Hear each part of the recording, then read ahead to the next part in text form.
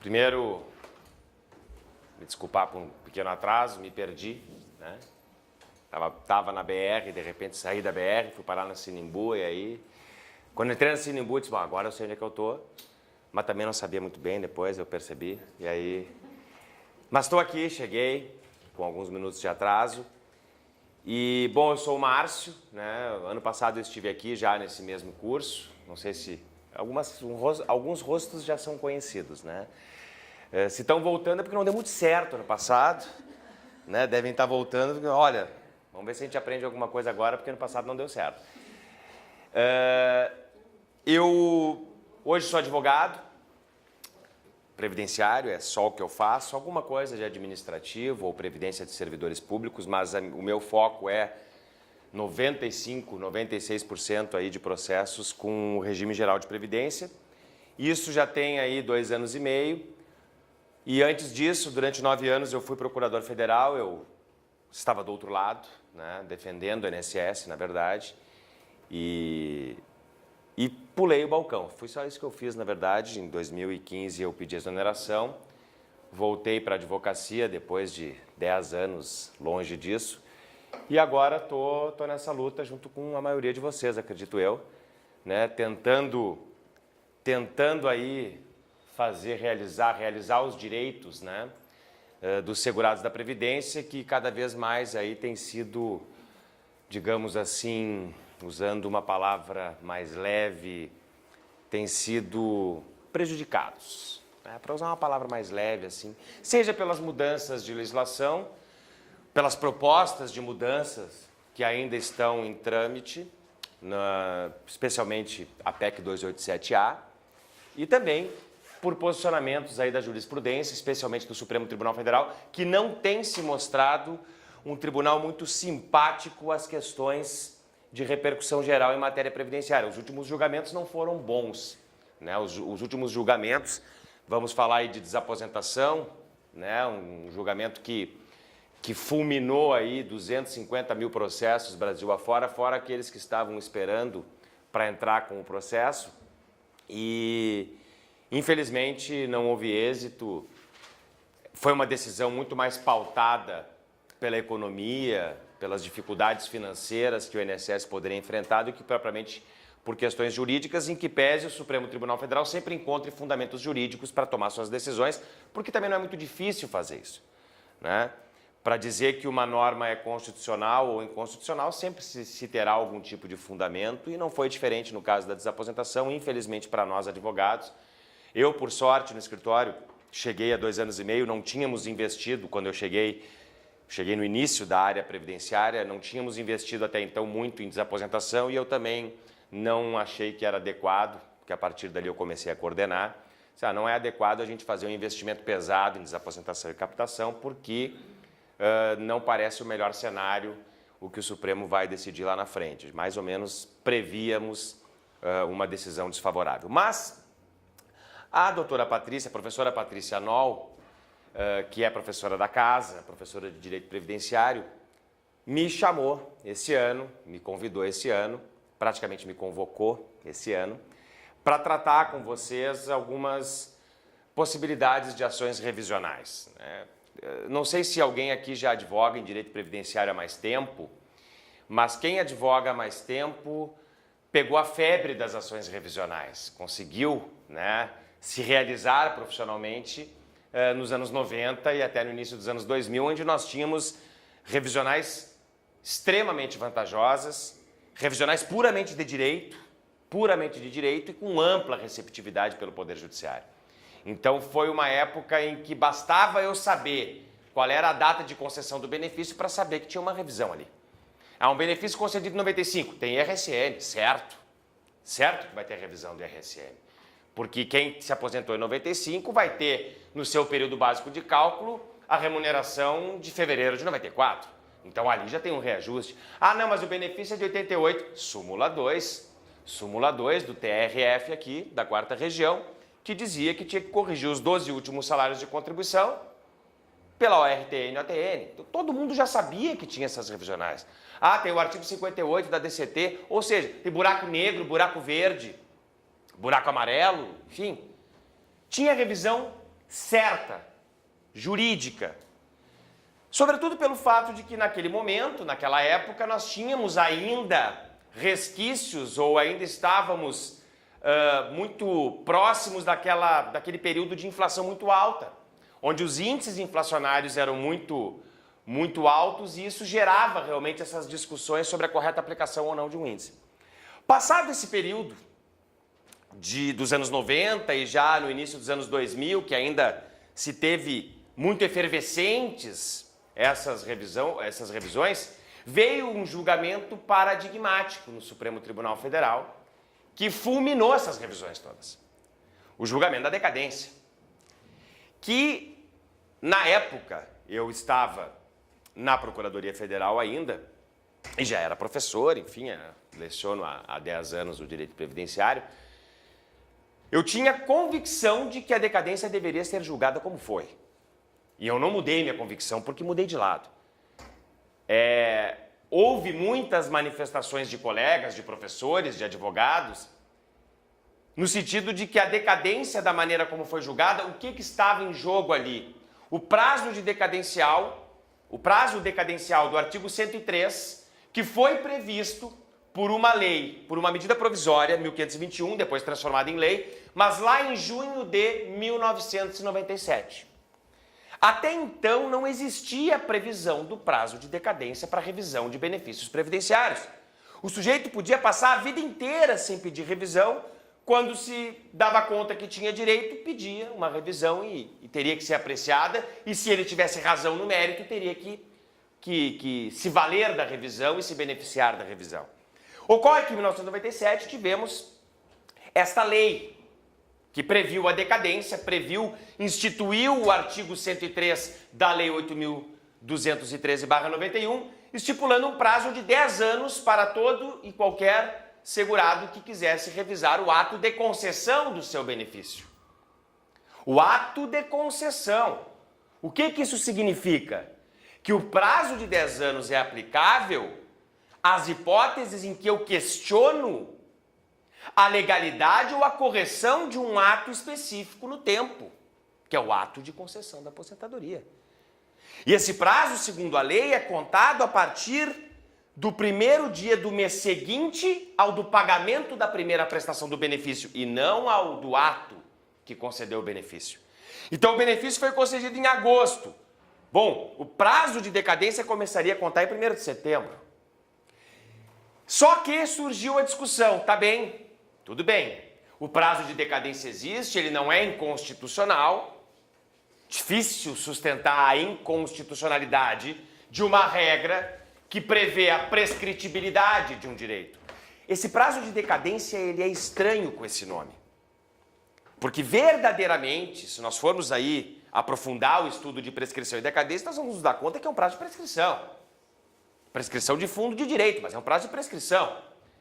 Mas a lei trabalha com o prazo de decadência e vamos ficar com o que a lei estabelece. Longe de mim querer aqui estabelecer os conceitos apropriados de prescrição e decadência, coisa que a doutrina não consegue fazer há 200 anos. Mas, num primeiro momento de análise, a gente chegaria à conclusão, talvez, de se tratar de um prazo de prescrição. Mas qual foi a discussão que surgiu a partir da edição daquela medida provisória, que depois foi convertida em lei, em 1997?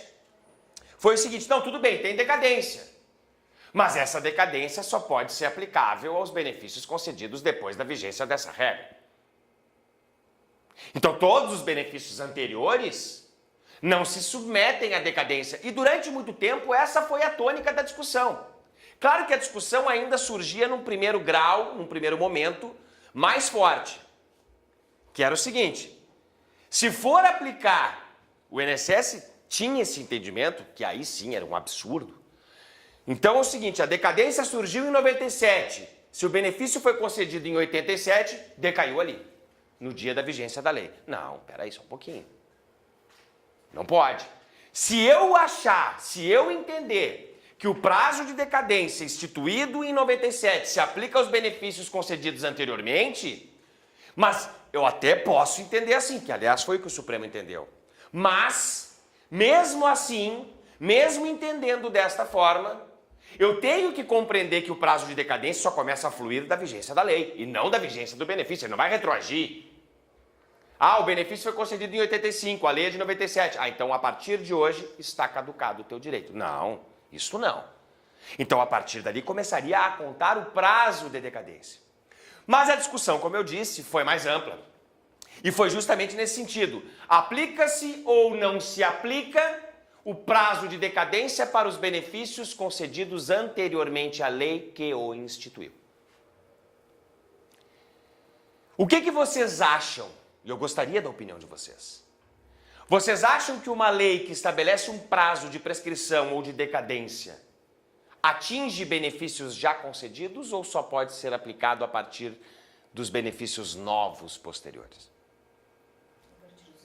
A partir dos novos. Quem concorda com a colega? Eu entendo que aplicaria o prazo de decadência no limite de final de 2007, vai? Sim, sim, porque ali daria os 10 anos, né? Para os benefícios anteriores. Claro que concedido em 2000, 2010. Então tu já entendes, colega, que este prazo poderia sim se aplicar aos benefícios anteriores à vigência da lei, desde que respeitados os 10 anos da vigência da lei para frente. Tá, então temos duas opiniões distintas aqui.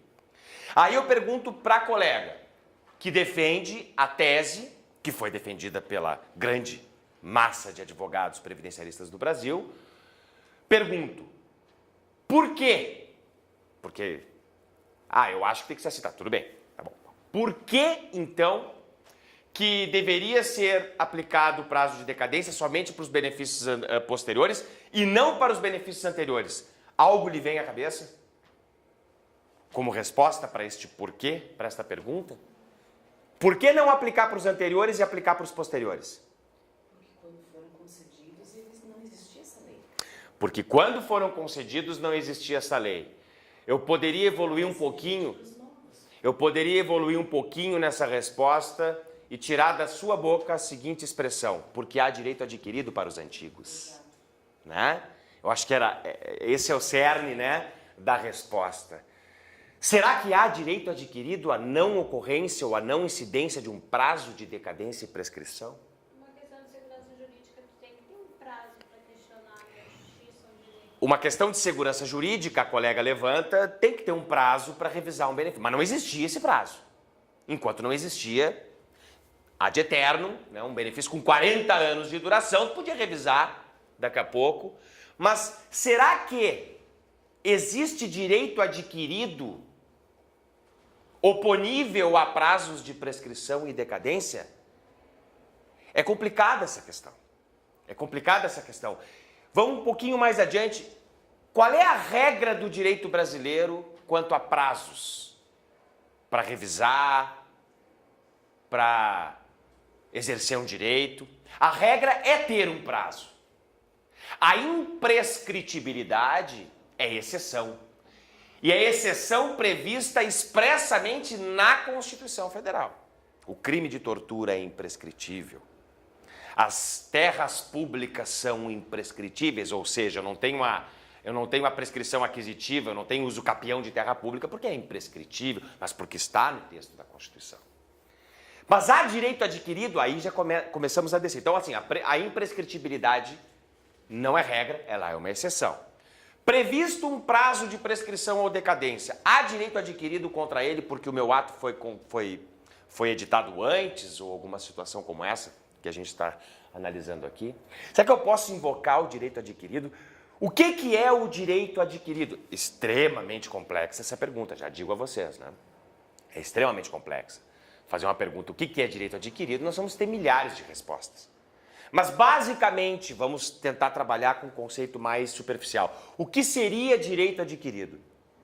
Direito adquirido é aquele que se incorpora ao meu patrimônio a partir do momento em que eu exerço todas as condições para o seu exercício, porque cumpri todos os requisitos legais previstos na vigência daquela lei. Bom, eu me aposentei, preenchi todos os requisitos legais vigentes naquela oportunidade, e naquela oportunidade não havia prazo estipulado para mim. Mas, será que o prazo para revisar benefício integra o ato de concessão do benefício? Será que ele faz parte do ato de concessão do benefício? É um requisito para eu receber um benefício?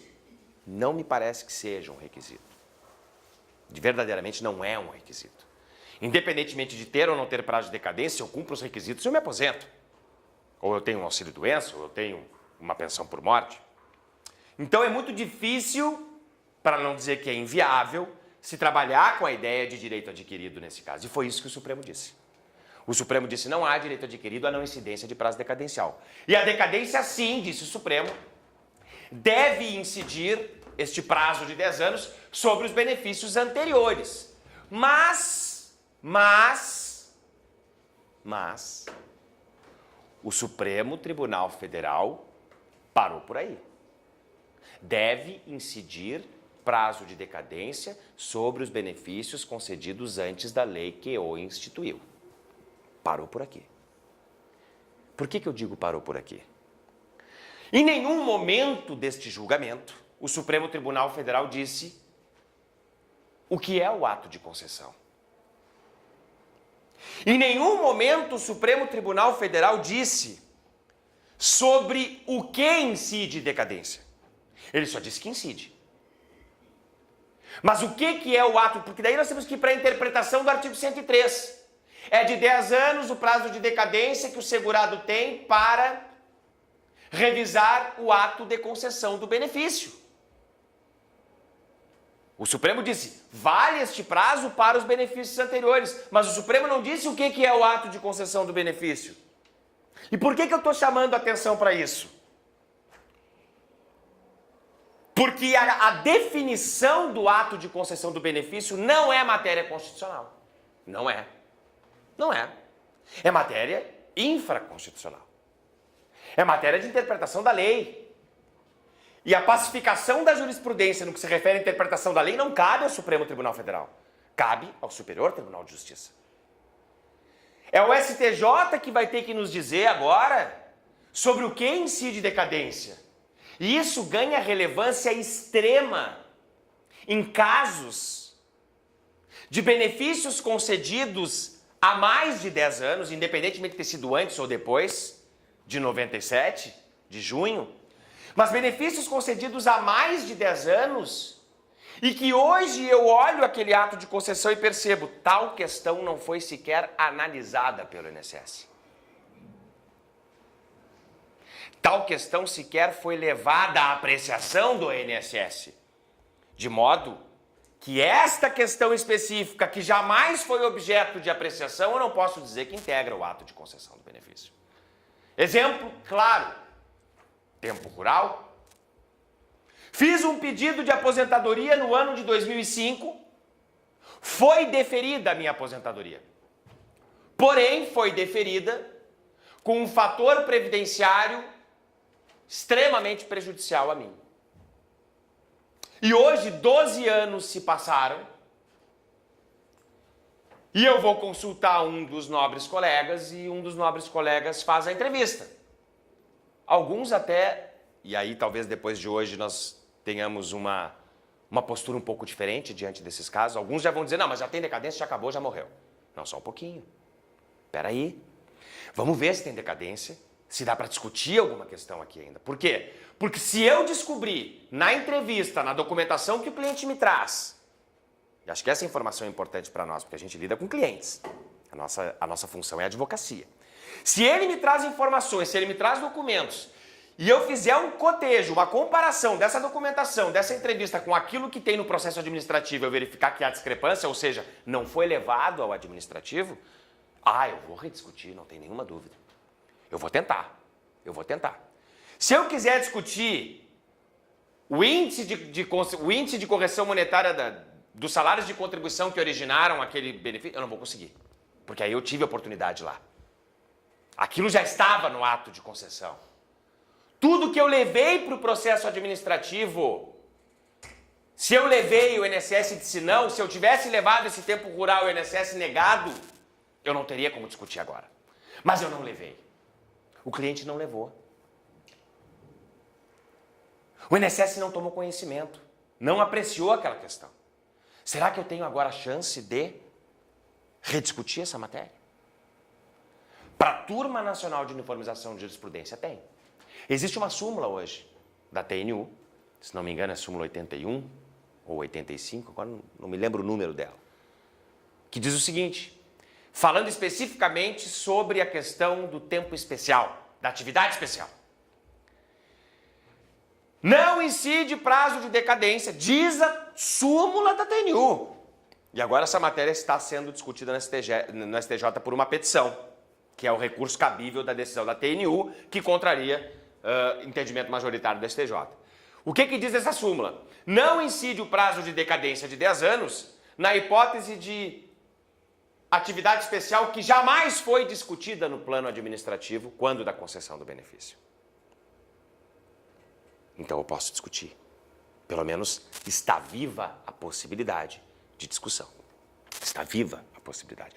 Mesmo que se tenham passados mais de 10 anos da concessão daquele benefício. Porque nunca foi. Não há ato administrativo, sobre o qual recaia a incidência da decadência. Não existe. O ato é inexistente, não existe ato administrativo, então eu posso rediscutir. Claro que isso vai trazer consigo uma outra discussão. Então tá, é permitido rediscutir, mas então vai no INSS primeiro. Vai no INSS primeiro. Vai pedir lá. Por quê? Porque senão eu vou ter um problema de ausência de interesse processual. Cadê a pretensão resistida se eu nunca pedi para o INSS? Ele não disse não. Não disse sim, mas não disse não, ele não apreciou. Então eu tenho que veicular esse pedido no administrativo primeiro. E os atrasados? Vou conseguir, respeitada a prescrição quinquenal, por óbvio, mas vou conseguir, ou a partir do requerimento administrativo? Aí nós temos uma divisão hoje. Boa parte dos processos estão entendendo, boa parte das decisões favoráveis estão entendendo que não, que vai ter atrasados nessa revisão. Porque também existe um dever do INSS quando alguém vai postular um benefício previdenciário, que é dar as informações, entrevistar o segurado, tentar tirar do segurado informações que possam garantir a ele o melhor benefício. Olhem a complexidade da nossa petição inicial num caso como esse. A gente tem que defender que não incide decadência porque não houve apreciação. A gente tem que invocar o melhor benefício. O dever do INSS de dar as informações e de extrair informações do segurado, que existe esse dever tanto na IN quanto no Decreto 3.048, quanto também por interpretação da Lei 8.213. E construir. Agora, muitos processos, muitos juízes vão dar uma caneteada na primeira. Decadência, acabou. Recorre. Algumas turmas recursais do Rio Grande do Sul, vocês sabem que advogar nos juizados especiais tem sido uma tarefa hercúlea para nós advogados. Tem sido muito difícil conseguir as coisas diferentes, vamos dizer assim, do padrão normal do ABC do previdenciário. E essa é uma que foge realmente da curva, ela é fora da curva. Aí a turma recursal diz decadência. Evitem pelo menos a ausência de interesse, vão no INSS primeiro. Porque essa é insuperável, vocês vão perder. Se não entrar com o pedido administrativo, vão perder a ausência de interesse. E aí vai ter que ir lá fazer o pedido novamente. Aí vai para a turma recursal, decadência. O que eu tenho? Pedido de uniformização de jurisprudência, porque a TNU entende hoje, com base em súmula, que a matéria é possível ser rediscutida. Não é nem rediscutida. É possível ser discutida. Aí tu fazes um recurso, porque vejam bem, o juiz de primeiro grau, o juiz de segundo grau, a turma recursal, eles não entraram no mérito da discussão. Não vou entrar na questão se decadência e prescrição é mérito ou não é mérito, isso é mérito, mas o mérito propriamente dito da revisão que eu estou postulando. Eles não entraram na discussão de mérito. E aí a TNU vai dizer, não, mas pode reapreciar, não incide decadência. Volta para o primeiro grau, para começar tudo de novo. E aí o juiz de primeiro grau não vai mais poder dizer que tem decadência. Só que, claro, o INSS vai dizer que esse pedido tem que ficar sobrestado, porque o STJ está para apreciar essa questão. Então vejam o campo que hoje nós temos aberto para discutir, depois de 10 anos, matérias que não foram objeto de análise do INSS quando do ato concessório da aposentadoria. Então a decadência ainda tem muito pano para manga. Porque, mais uma vez, o Supremo disse, se aplica para todo mundo decadência. Claro que o marco inicial da contagem é 97 para frente ou a concessão se for posterior. 10 anos. Agora, o que é o ato de concessão? Não sou eu que vou dizer. Não é o STF que vai dizer. Eu lavo minhas mãos, porque isso não é matéria para mim. Não tem matéria constitucional aqui, não tem densidade constitucional aqui. Tinha densidade constitucional saber se aplicava a lei no tempo para benefícios anteriores ou posteriores. Isso o Supremo reconheceu que havia matéria constitucional a julgar. Mas, a partir daqui, define o que é ato de concessão? Não. Aí não cabe a mim, cabe ao STJ. E o STJ agora vai dizer. Agora, a gente diz o agora como um eufemismo, não sei. O agora pode durar 3 anos, 4 anos, 5 anos. Tem questões aí paradas há anos, né? Em repercussão geral ou recursos repetitivos. Mas está aberto. Então, o rural, o especial, desde que não hajam sido discutidos no processo administrativo. Agora, eu não posso querer, depois de 10 anos, discutir o cálculo do benefício. Porque este já estava lá, desde o momento da concessão. E nós vamos tratar de algumas questões de cálculo de benefícios, né? Nós vamos tratar aqui algumas questões. Então, essa foi uma pequena introdução para mostrar para vocês que há um assunto preliminar às revisões, que é a decadência. Então, sempre que eu for pensar em revisão, eu tenho que ver quando foi concedido o benefício e se é possível eu ultrapassar o paradigma do Supremo que definiu a decadência. Se é possível eu extrapolar o prazo de decadência, dizer que ele não se aplica. Quando é que eu vou ter essa possibilidade? Quando eu me deparar com uma matéria que não tenha sido discutida no âmbito administrativo. Que não tenha sido discutida. Se eu levei os PPPs para o processo administrativo lá em 1999, eu levei. Essa matéria já foi negada. Já foi decidida. Ah, mas o INSS nem fundamentou. Não importa. Estava lá, ele teve a oportunidade e tu teve a oportunidade de até 10 anos depois questionar aquilo. É diferente da situação que eu estou trazendo de não ter sido levada aquela questão. Em muitos casos são assim. Muitos casos são assim. E aí se poder fazer. Claro, também não incide decadência, e aí o Supremo disse isso claramente quando julgou a questão das revisionais dos tetos. As revisionais dos tetos, que depois eu vou falar amanhã mesmo, eu vou falar um pouco mais sobre elas. O Supremo disse, a decadência incide para a revisão do ato de concessão. Quando eu tenho uma discussão que envolve um reajuste posterior ao ato de concessão, ou uma situação que aconteceu depois do ato ter sido concedido, eu não estou pedindo uma revisão do ato de concessão. Eu estou pedindo a incorporação de um determinado índice de reajuste. Aí não tem decadência. Aí só tem prescrição quinquenal. Porque a lei é clara, né? Parafraseando aquele comentarista de arbitragem, a regra é clara. A decadência incide sobre o ato de concessão, que é definido no tempo. Se eu tenho uma discussão que envolve algo que aconteceu depois do ato, por isso que a desaposentação também não teria decadência, porque são momentos posteriores, aí eu não tenho problema. Por isso que as revisionais de teto não têm esse problema da decadência. Tá bem? Vamos seguir então.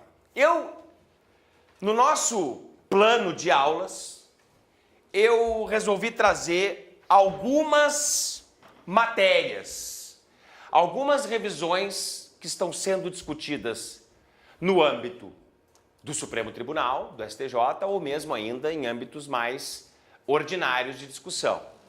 A primeira situação que eu quero trazer para vocês, ela pressupõe um conhecimento preliminar. E eu vou ter que trazer isso para vocês antes de adentrar no mérito da revisão em si. Olha lá. É uma situação que está hoje, que é o tema 616 do Supremo Tribunal Federal, que se ela passar, ela é sensacional para nós advogados. Ela é fantástica. E eu vou explicar por quê. Que diz o seguinte, sobre a incidência do fator previdenciário, que todos conhecem, ou nas regras de transição trazidas pela emenda 20 nos benefícios previdenciários concedidos a segurados filiados ao regime geral até a data da publicação da emenda 20. Vamos partir do início. Bem do início. O que nós temos? Uma evolução das aposentadorias que até 1998 eram regradas de uma forma pela Constituição e a partir de 98 passaram a regrar-se de outra forma. Até 1998, a Constituição Federal, no artigo 201, na verdade, artigo 202 original, previa os requisitos para aposentadoria, ainda chamada por tempo de serviço. Aposentadoria por tempo de serviço. Que era uma aposentadoria alcançável a um homem quando ele já havia cumprido 30 anos de serviço. Até aqui, daqui até aqui, as regras de aposentadoria eram mais simples. 30 anos de serviço para homens, 25 anos de serviço para mulheres. A partir daí, nascia para os segurados o direito à aposentadoria por tempo de serviço proporcional. A era das aposentadorias proporcionais. Dizia ainda o texto da Constituição, naquela oportunidade, em 88, redação original, extrapolando talvez os limites adequados que a Constituição deveria avançar na matéria previdenciária, a Constituição original ainda determinava de que forma seriam calculados os benefícios. Imaginem, isso não é matéria para a Constituição definir. A Previdência ela é uma ciência por si só, variável no tempo, porque ela depende de fatores demográficos, ela depende de fatores de realidade que variam constantemente com o passar dos anos. A própria expectativa de vida é uma situação que varia muito. De 88 para cá nós tivemos um avanço muito forte em expectativa de vida. Então, tu definir critério de cálculo, definir requisitos já é um exagero. Mas o critério de cálculo é absurdo. E a Constituição original, além de definir aqueles requisitos, porque aqui já estão os requisitos da emenda 20. Antes disso, 30 e 25, definia como seriam calculadas as aposentadorias. Dizia lá na Constituição, as aposentadorias deverão ser calculadas com base nos últimos 36 salários de contribuição. Na forma da lei. Mas não sobrou nada para o legislador. Não sobrou nada para a lei. Sobrou muito pouco para o legislador regulamentar a aposentadoria. Praticamente estava tudo na Constituição. Mas a aposentadoria dizia, com 30 anos o homem, 25 mulher, nasce o direito à aposentadoria proporcional. Tá, mas o que é isso? O que é aposentadoria proporcional? De que forma? Que proporcionalidade é essa? E mais, a aposentadoria é por tempo de serviço. Será que o legislador não pode fixar um outro requisito para ela? E aí veio a Lei 8.213, lá em 91, e disse, tá bom, a aposentadoria é por tempo de serviço. Ou seja, não está em discussão o tempo de contribuição. Mas tu vai ter que ter um número mínimo de contribuições. Carência. 180 contribuições mensais. Artigo 25 da Lei 8.213 definiu 180 contribuições mensais. Então ela estabeleceu um requisito que a Constituição não previu. Tudo bem, pode fazer? Pode fazer. Pode fazer. A Constituição não disse que os requisitos eram só aqueles. Claro, não poderia a lei dizer que além do tempo de serviço tinha que ter uma idade mínima. Não, porque aí a Constituição não permitiria. Não estaria de acordo com o texto, a restrição a esse direito. Mas vamos lá, carência de 180 contribuições foi, digamos, uma margem que o legislador teve a partir do que a Constituição definira naquele momento. Segunda questão, que proporcionalidade é essa? O que é ser proporcional? Quanto isso representa? Isso a Constituição não disse. Ah, é proporcional, tá bom, mas o que é isso? É 50%, é 40%, é 30%, é 80%, é 70%, 90%, o que é? Aí veio o artigo 53 da Lei 8.213 e disse o seguinte, não, peraí, com 30 anos de serviço, ou 25, um homem, uma mulher, a aposentadoria será de 70% do salário de benefício. Salário de benefício que sempre foi previsto no artigo 29 e naquela época a redação era os últimos 36 salários. Porque a Constituição assim determinava. 70% do salário de benefício, acrescidos de 6% para cada ano a mais de serviço. Além dos 30 ou 25, até chegar em 100%, que era alcançado para um homem aos 35 e para uma mulher aos 30 anos de serviço. Então, por isso se fala, a aposentadoria proporcional aos 30 para o homem e aos 35 ele pega integral. Para a mulher aos 25 e aos 30 ela pega integral. Mas o direito nascia com 25 para a mulher, com 30 para o homem. E a proporcionalidade era 70 mais 6% para cada ano cheio de contribuição ou de serviço, além daquele mínimo necessário. Claro, o homem com 36, 37, 38, 40 anos de serviço teria os mesmos 100%, não ia passar de 100. Não ia passar de 100. Então, um homem chegava lá para se aposentar com 31 anos de serviço, podia? Podia. Quanto ele ia pegar? 76% dos últimos 36 salários. Da média dos últimos 36 salários. Ah, com 32 anos, 82%, 88%, 94%, 100% parava ali. Então vejam que a Constituição original estabeleceu requisitos idênticos aos que vigoravam no sistema previdenciário desde a década de 30. Obviamente, que esses requisitos já estavam defasados naquele momento. Uma pequena observação que eu vou fazer assim, eu não estou aqui necessariamente para ser simpático a algumas teses, tá? Porque assim, eu vou dizer algumas coisas que não são muito legais. Assim, é um absurdo uma aposentadoria sem idade mínima, na minha visão. Na minha visão, é um absurdo. Eu sei que muita gente podem jogar pedra, não tem problema nenhum. Mas eu vou dizer, porque aquilo que eu estudei de previdência me leva a crer que não ter uma idade mínima é a pior solução possível para a previdência e para o próprio segurado. Porque não ter idade mínima ilude o segurado hoje. Ele se aposenta, peguei uma integral com 35 anos. Não pegou a integral, porque o fator previdenciário te destrói. Na verdade, não existe aposentadoria integral a não ser que tenha a fórmula 95 alcançada. Mas não ter uma idade mínima contraria praticamente todos os sistemas previdenciários vigorantes no mundo ocidental de hoje. O Brasil é um dos pouquíssimos países que não adotam esse critério. E ele está muito bem acompanhado. É o Irã, é a Bolívia. Os grandes países, aqueles que já passaram, já enfrentaram os problemas previdenciários, todos eles definiram a idade mínima. Mas não precisa ser 65. Não. O quanto precisa ser é uma outra discussão.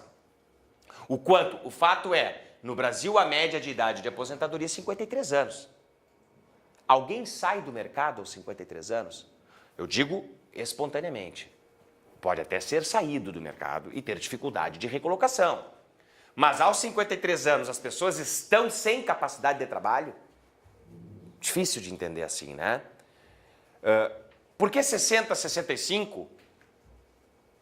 A maioria dos países adota esse parâmetro. Tá bom, o Brasil não é esses países. O Brasil não é uma Suécia. Tá? Claro que não. Quem dera fosse. Se fosse uma Suécia, talvez nem estivéssemos discutindo previdência. Não seria necessário.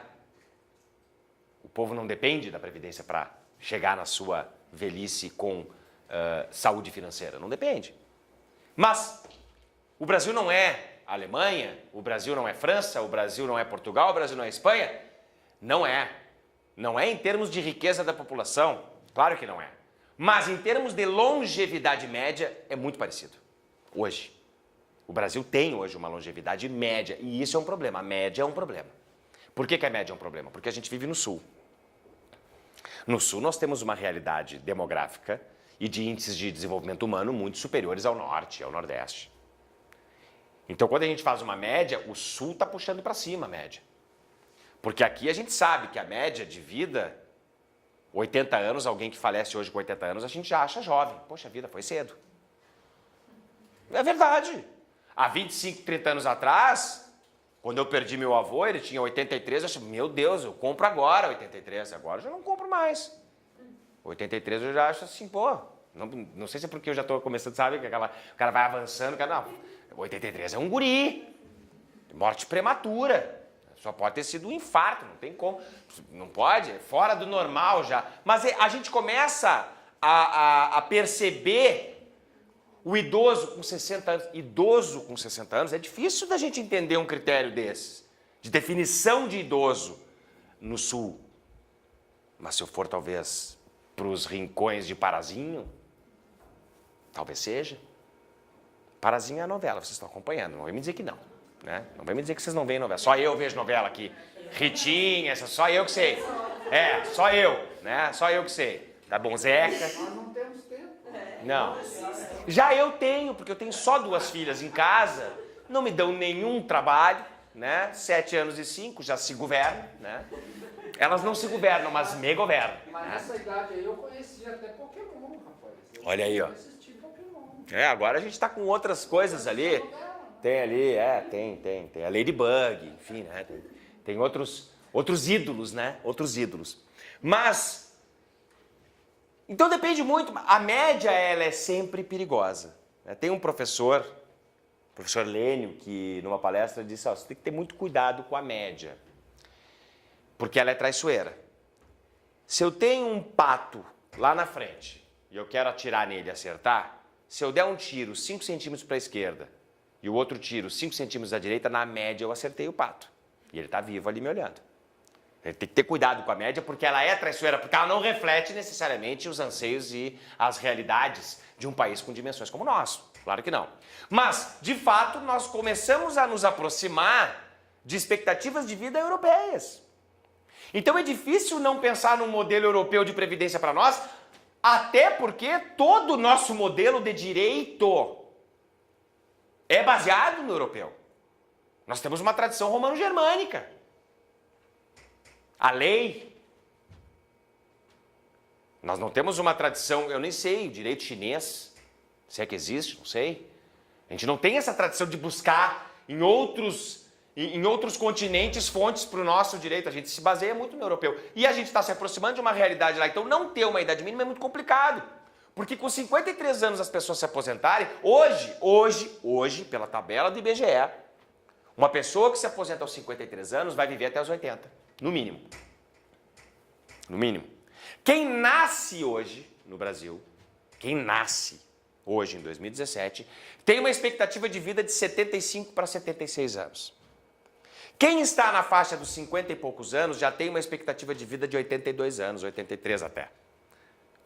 Estranho isso, né? Como assim? Quem nasce tem expectativa de 75, mas quem já tem 50 tem expectativa de 80 e pouco. Pelo seguinte, quem nasce hoje vai enfrentar dois períodos críticos de mortalidade por causas não naturais, né? 0 a 10 anos, que ainda existe, uma mortalidade infantil, mas sobretudo o adulto jovem dos 20 aos 40 anos, vitimado pela violência. Depois que tu passa dessa faixa etária dos 40, a tendência média é de morte por causas naturais. Não mais por violência. E aí tu vai ter um... Claro que quem nasce hoje tem 75 de expectativa, quando tiver 50 vai ter 100 de expectativa. Aliás, sobre isso, eu sempre gosto de trazer uma história que uma vez eu estava voltando de um curso, e eu sempre gostei muito de dar aula sobre aposentadoria. É o benefício que eu realmente gosto de trabalhar. Ninguém gosta muito de mim quando eu falo de aposentadoria, mas tudo bem. Até porque eu acho que eu tenho esse resquício da procuradoria ainda, né? Mas eu estava lendo uma reportagem, e eu ainda era procurador na época, né? Então eu tinha toda aquela veia, defendendo o INAMPS, né? O INAMPS é porque as pessoas até hoje vão lá, né? E sim, ela chegou, fui no INAMPS e não deu certo. Eu disse, claro, não daria certo o INAMPS realmente, né? Mas tudo bem. Estava lendo uma reportagem que dizia assim, já está entre nós, já vive entre nós o ser humano que viverá até os 150 anos. Na hora eu li a reportagem, fiquei feliz, estão falando de mim, né? Obviamente, com a minha vida saudável, né, que eu levo. Mas em 15 segundos veio a depressão profunda. A minha pergunta foi muito simples, para mim mesmo. E quem é que vai pagar essa aposentadoria? Quem é que vai pagar essa aposentadoria? Se o cara vai viver 150 anos e ele se aposenta na média com 53, quem é que vai pagar 100 anos de aposentadoria? Aí eu comecei a fazer cálculo, porque eu gosto muito de calcular, não sei nem porque eu fiz direito, na verdade, mas eu gosto muito de calcular. Eu acho que eu seria um engenheiro mais, né, talvez mais assim de vocação, né? Mas aí por isso talvez o direito previdenciário me chamou tanta atenção, porque tem muito cálculo ali, né? E as revisões, então nem se fala. Aí eu comecei a calcular fiz os seguintes cálculos. Bom, aí eu tenho um cara com 18 anos, ele vai trabalhar 35, com 53 ele se aposenta. Tá, se aposentou com 53. Cada segurado contribui com 11% no máximo, se ele é empregado, mais 20% do empregador. 31% é o máximo de contribuição que ele gera para a Previdência. Então eu preciso de 3 segurados para 1 aposentado. Essa é a relação. Preciso de 3 para 1. E eu não estou nem considerando o pessoal que se encosta, né, nos auxílios-doença. Nem isso estou falando. Estou falando só de aposentadoria versus necessidade de alguém para bancar essa aposentadoria. 3 para 1. Então, quando o cara chegou nos 53 anos, ele precisa de 3 gurizinhos de 18 anos para bancar essa aposentadoria. Tá? Daqui a 35 anos, esse carinha de 53 vai ter só 88. Sim, só 88. É um guri, porque vai vir até os 150.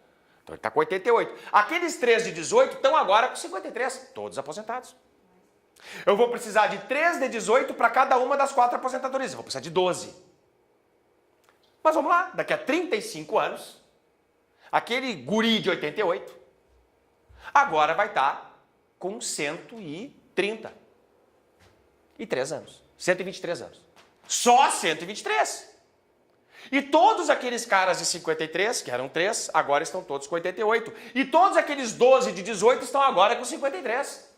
Vou precisar de 16 carinhas de 18 anos para sustentar essa turma aqui.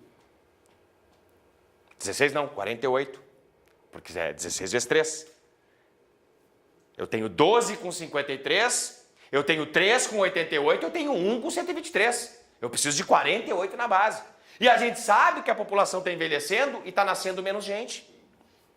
E está nascendo. A nossa taxa de natalidade hoje é 2,1. 2,1 não mantém a população estável.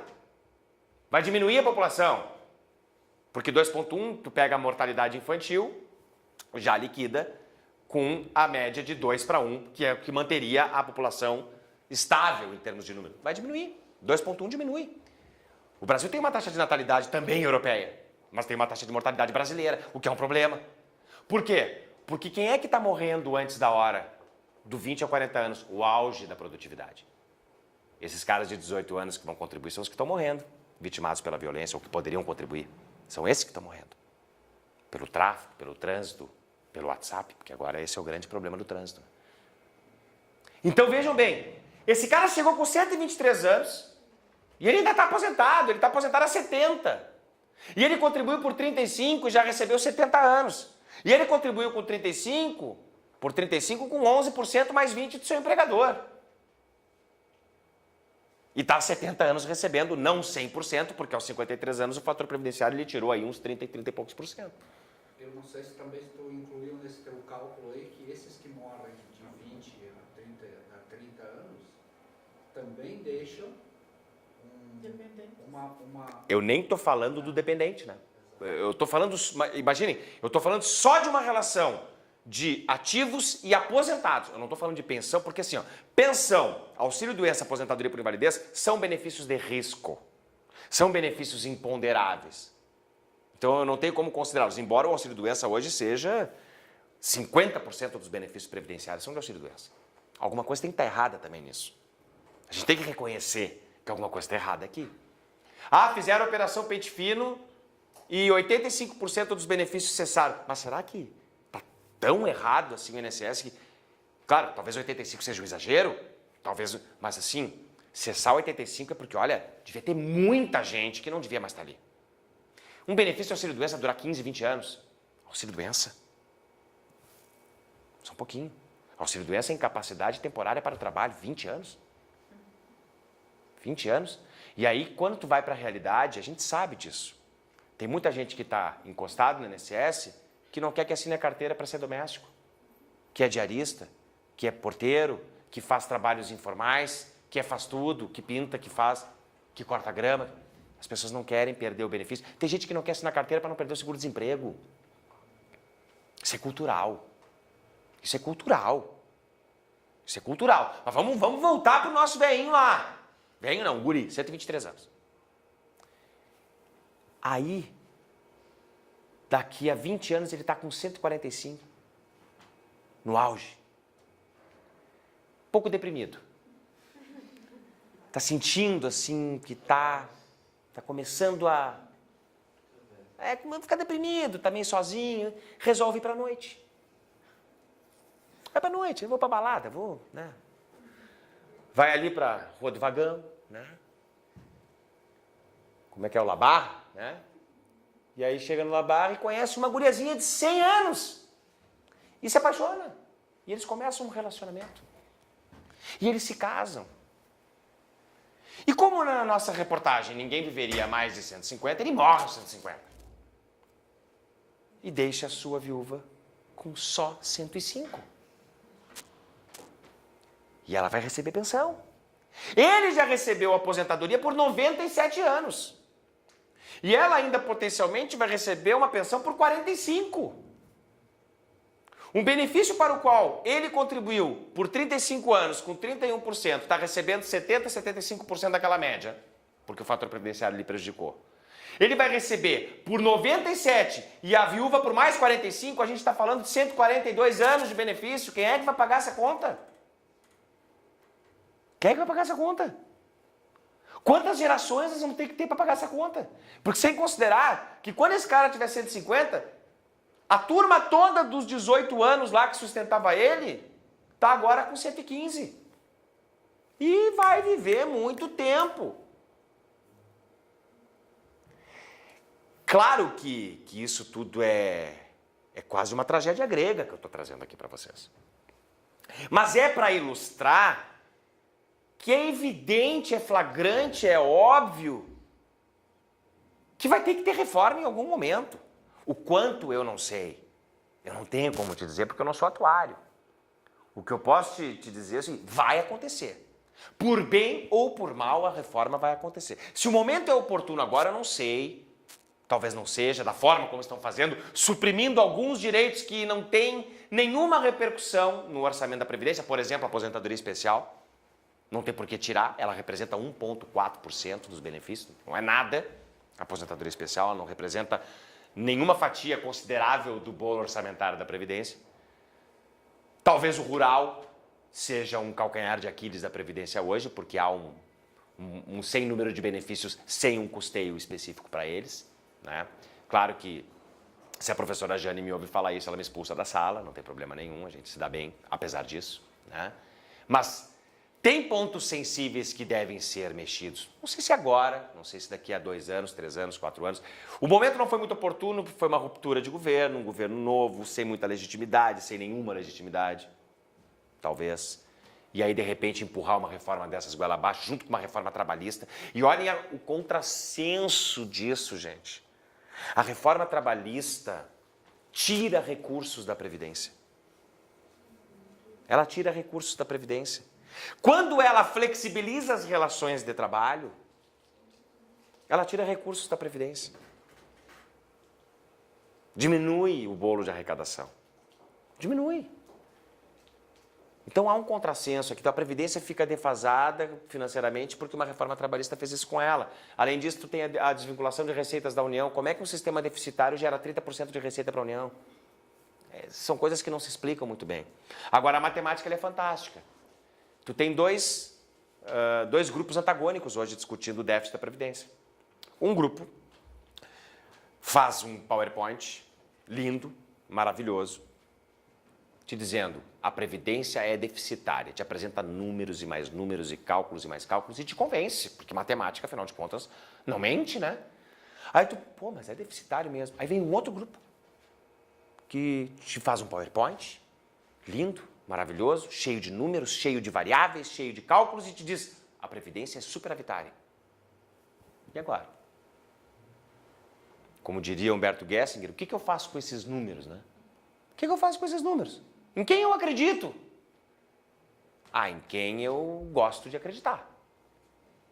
Em princípio, a gente parte para essa. Ah, se eu sou contra a reforma, eu vou acreditar que ela não tem déficit. Se eu sou a favor da reforma, eu vou acreditar que tem déficit. E esse é o nosso problema. A gente quer se posicionar contra ou a favor da reforma. A gente tem que se despir um pouco da nossa ideologia, até de escritório, porque a gente, claro, nosso ganha-pão é o cliente, ele está ali, eu vou perder com a reforma. Eu vou perder porque eu vou ter menos aposentadoria para buscar. Gente, é nessas horas que a gente se reinventa e a gente cria produtos novos. Eu vou falar produtos porque estou usando uma linguagem comercial mesmo. A gente tem que desenvolver produtos novos. Quantos de vocês aqui fazem, por exemplo, planejamento previdenciário? Vocês fazem isso no escritório? Não precisa ir tão longe. Eu vou usar um outro termo que eu costumo usar, que não chega a ser um planejamento previdenciário, porque esse realmente é mais complexo, ele envolve cálculos de projeção futura, é um pouco mais difícil. Mas eu criei um produtinho no escritório que eu acho que se encaixa para qualquer um de vocês, porque vocês fazem isso de graça hoje, eu tenho certeza que vocês fazem isso de graça hoje. Eu chamo esse produtinho assim de, claro, tem que dar um nome bonito, porque, né? Análise previdenciária. Análise previdenciária. O que é análise previdenciária? É aquilo que a gente faz todo dia de graça no escritório. O cliente vai lá, ele te conta uma história, tu diz assim, não, vou lá pegar teu CNIS. Não é assim que a gente faz? A gente pega o CNIS do cliente, a gente faz toda a análise do CNIS. Ah, ele pode se aposentar no dia tal, mas aí se ele se aposentar no dia tal, ele vai ter uma renda mensal assim, assim, assado, porque o fator previdenciário vai ser assim, assim, assado, mas se ele esperar mais 1 ano e meio, ele pega a fórmula. A gente não faz isso. E o cliente pega tudo aquilo ali, então tá, daqui a 1 ano e meio a gente se vê. Nunca mais. Ele vai sozinho no INSS, no INAMPS e vai ter o mesmo resultado. O que a gente faz hoje? Pega e diz, tia, o teu caso é complexo. A gente vai ter que analisar esse teu caso. Porque depende de uma análise previdenciária.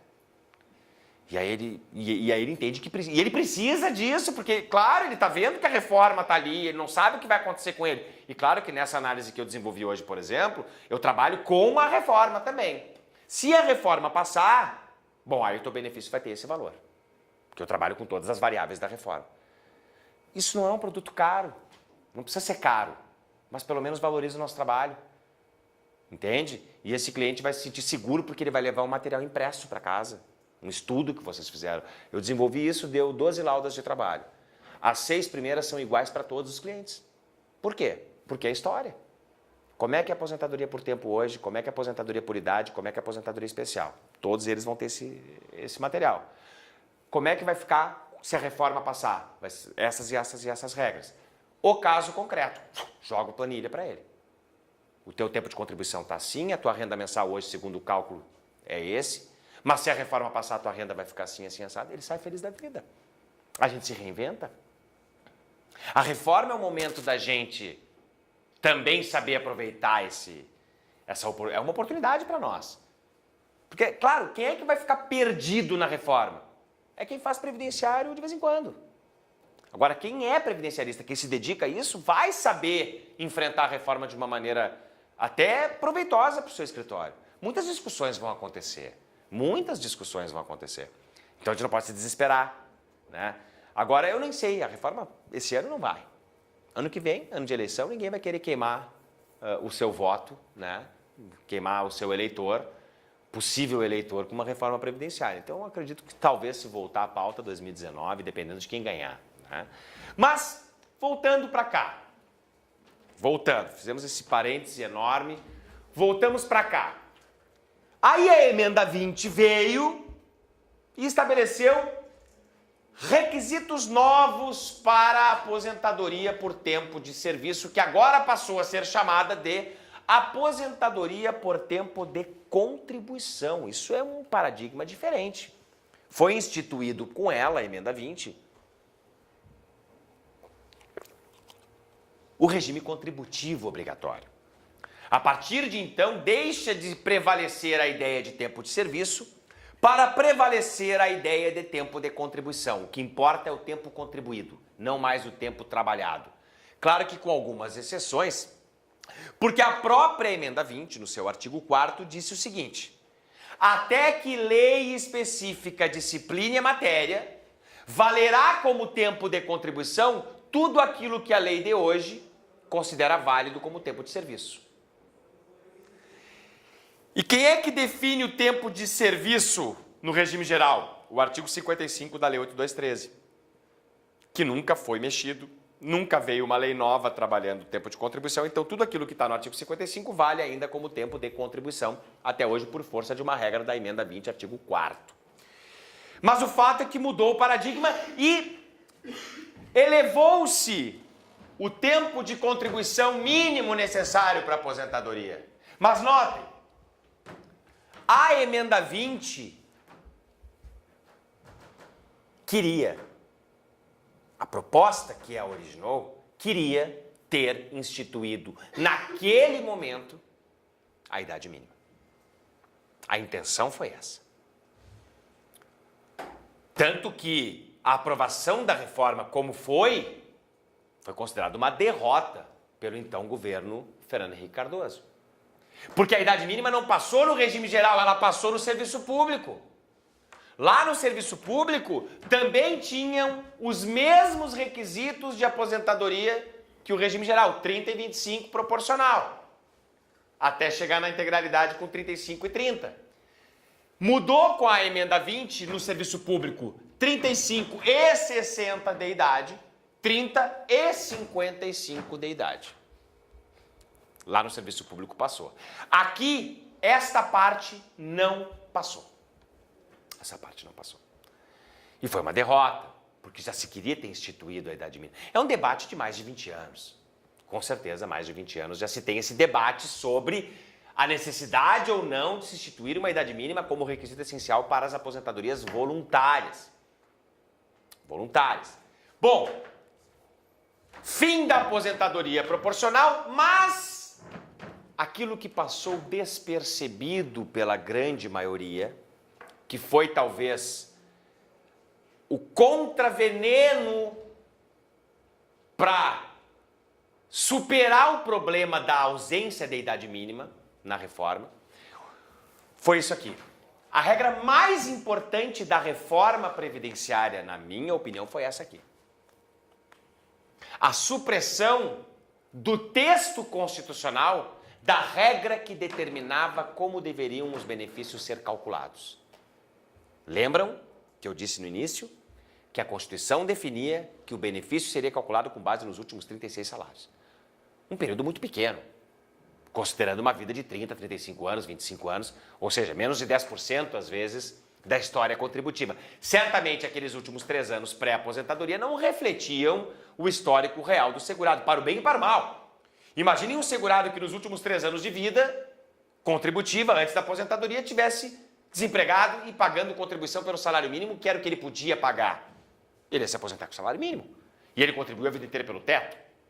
Imagine a situação inversa. O segurado que sempre contribuiu pelo mínimo e nos últimos 3 anos teve um emprego da vida. E começou a contribuir pelo teto. Vai se aposentar pelo teto. Então, claro, isso não refletia os efeitos, não refletia a história contributiva. Mas vejam bem, foi suprimida a regra. E a idade mínima não passou. Duas combinações que geram um coquetel molotov. Por quê? Porque a partir dali, o legislador ficou absoluta e completamente livre para dispor sobre essa matéria. Absoluta e completamente livre para determinar critério de cálculo que ele entendesse mais adequado.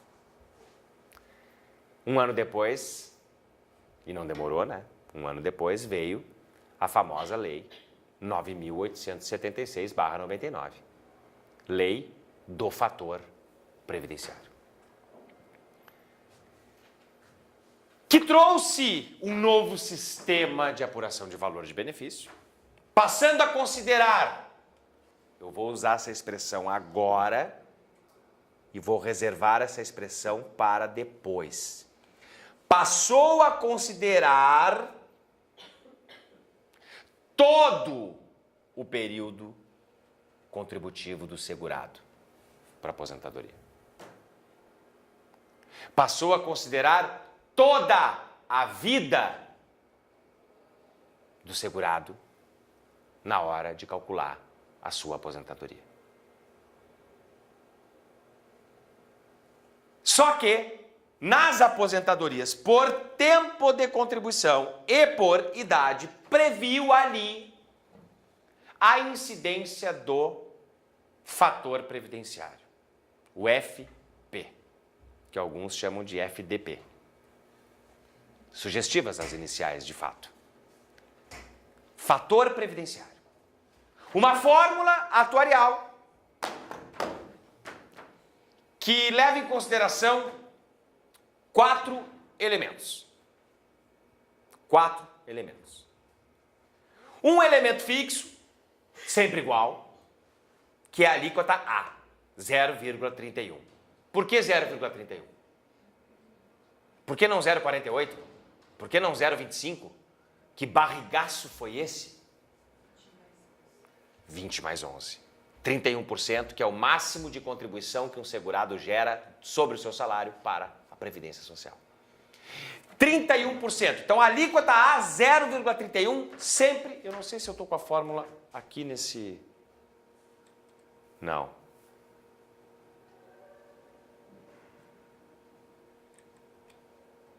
Eu repeti isso aqui?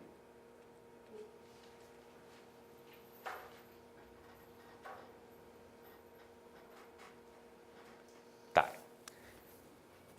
A alíquota 0,31 é fixa. Depois nós temos 3 variáveis. Tempo de contribuição do segurado no momento da aposentadoria, idade do segurado no momento da aposentadoria e expectativa de sobrevida do segurado no momento da aposentadoria. A expectativa de sobrevida nada mais é do que a diferença entre a expectativa de vida média que um brasileiro com aquela idade tem no momento da aposentadoria, menos a idade que ele tem. A expectativa de sobrevida é quanto ele vai durar, na média, recebendo a aposentadoria. E a fórmula do fator previdenciário, da qual eu sou um estudioso há muitos anos, eu realmente me dedico muito a esse assunto, acho uma fórmula inteligente, apesar de diminuir valores, mas ela é inteligente, porque se a gente fizesse uma pesquisa de opinião, né? Você gosta ou não gosta do fator? Ninguém gosta. Claro que não. Claro que não. Agora, fazendo uma outra pesquisa. Agora tem idade mínima para se aposentar. 60 anos ou 65, enfim, o que seja. Você prefere esperar até os 60, 65 ou se aposentar com 53 com fator previdenciário? Opa! Peraí! Não mexe no meu fator. Não é assim? Mas não é assim que hoje as pessoas estão falando? Ninguém mais fala, derruba o fator, não, mantém o fator, pelo amor de Deus. Porque isso ainda vai permitir que eu me aposente fechando o meu tempo. O fator previdenciário, de algum modo, ele democratiza o acesso à aposentadoria. Mas a pessoa paga o preço por se aposentar cedo. Nada mais é do que a aposentadoria proporcional porque é precoce. A lógica do fator previdenciário, ela é insofismável. Quanto mais tempo eu sobreviver ao benefício, menos valor mensal eu vou receber. Mas na média e no final das contas, todos receberemos a mesma coisa. Essa é a lógica, impressa pelo fator previdenciário. O cara que se aposentar com 50 anos, 53 anos, 54 anos, 53 anos, ele vai se aposentar com uma perda de 30%, 35%. Em relação àquele sujeito que antes da Fórmula 95, que essa deu uma melhorada, por enquanto ela deu uma melhorada, realmente ela deu uma melhorada no fator previdenciário, deveria, para neutralizar os seus efeitos e pegar 100%, ter 64 anos de idade. Então o cara se aposentou 10 anos daquele que esperou 64. Ele vai receber 10 anos a mais de aposentadoria. 35% a menos por mês. Ambos vão viver até os 83, 84 anos. Só que um vai ficar 30 anos recebendo aposentadoria. O outro vai ficar 20 anos recebendo aposentadoria. O que fica 30 recebe 65%. Olhem, a conta não tem como ser mais matemática. Aquele que vai receber por 30 anos recebe 65% por mês. O que vai receber por 20 recebe 100 por mês. 20 sobre 30 é 66%. O que recebe 20 anos vai receber 10 anos a menos. As contas se equilibram lá na frente. Mas o sentimento do Tício em relação ao Caio é de que Caio é seu inimigo, porque Caio trabalhou com ele a vida inteira na mesma função, na mesma profissão, ganhando o mesmo salário, e Caio se aposenta com 100% no mesmo dia que ele se aposenta com 65%. Só que Tício tinha 10 anos a menos que Caio de idade. Tício vai viver 10 anos a mais com a aposentadoria. Na média, Tício pode morrer amanhã tropeçando na calçada. Caio pode ser um Oscar Niemeyer, viver até os 105. Pode, mas na média é aquilo ali. E a conta fecha. Permite ao segurado a aposentadoria. Nós já estamos vivendo um fenômeno da reforma. As viúvas do fator previdenciário. Tem muita gente querendo uma regrinha de transição para manter o fator, vamos deixar como está. Sim, tu imagina um sujeito que está com 53 anos de idade, 34 anos de contribuição. E aí vem uma regra nova e diz, não, cara, agora tu vai ter que ter 65 de idade. Não, mas pelo amor de Deus. É isso aí, tu não tem direito adquirido. Tá bom, vocês vão, mas vai vir regra de transição. Tá, tudo bem, mas podia não vir. Podia não vir. E aí tu chega para esse cara e diz, cara, agora tu tá 11 anos da tua aposentadoria. Não quer um fator previdenciário assim um pouco mais severo do que aquele que já tinha? Quero agora. Muitos vão dizer, outros vão dizer não. Tudo é circunstancial. Quando o fator previdenciário veio, claro que ele foi mal visto, porque era muito simples, né? Se aposentar. Com 35 anos eu pegava 100% da média dos últimos 36. Pô, não tem como dar certo isso. Não tem como funcionar isso. O bom do curso de extensão é que a gente pode criticar um pouco também e questionar algumas coisas, sabe? Quando a gente está preparando para concurso, eu dou muita aula para concurso, eu tenho que dizer, não, é assim, assim, assim, assim, assado, nem ler mais nada, é isso aqui. Ah, mas que livro eu leio? Nenhum. Lê isso aqui.